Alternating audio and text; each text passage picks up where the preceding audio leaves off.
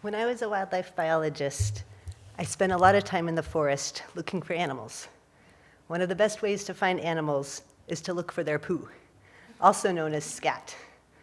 Sometimes it can be tricky to identify which kind of SCAT came from which species. But with time and practice, I got better at knowing if it was from a cougar, bobcat, weasel, or wolf, based on different characteristics. Nowadays, as a monastic, I'm working on a different kind of SCAT. The self-centered, afflicted thought. This one is much more elusive to identify, but it also is very pervasive, widespread, messy, and harmful. This has been a really helpful acronym for me to play with because it emphasizes the quality of being an afflicted thought, not accurate, not true, and not me.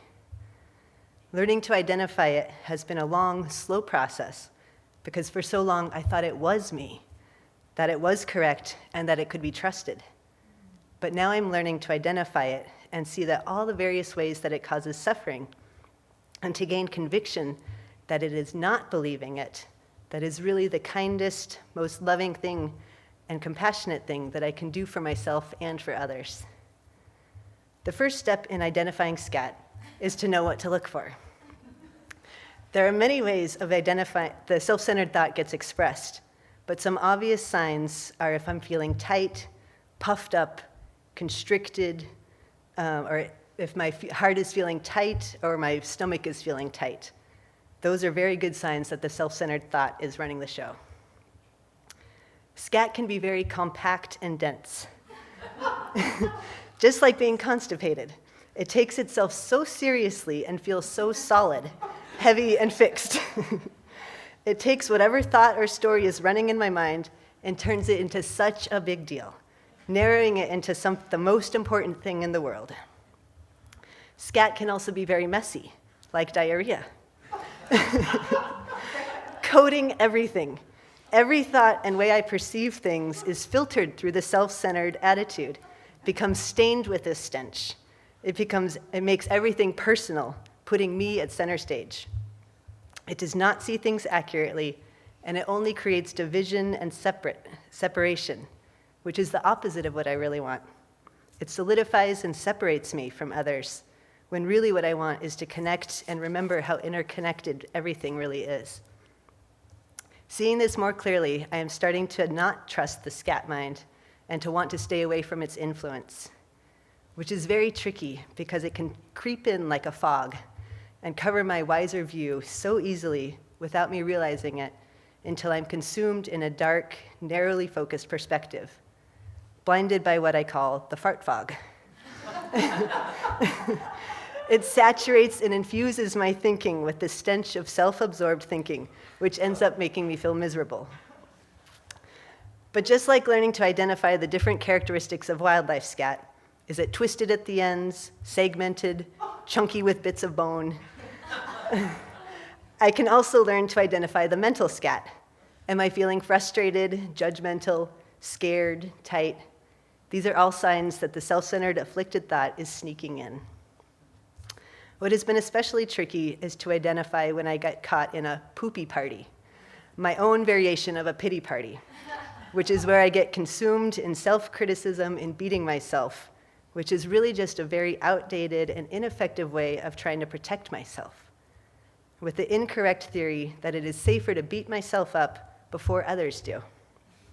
It's an ineffective survival strategy of trying to avoid suffering by creating suffering.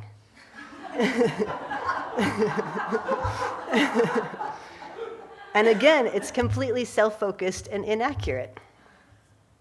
So what are some ways to work with this self-centered, afflicted thought?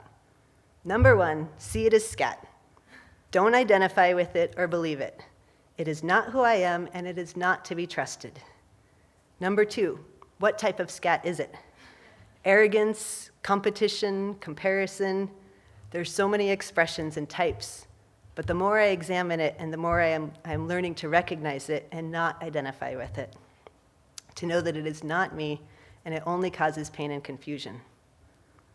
Number three, give it space, also known as don't touch that shit.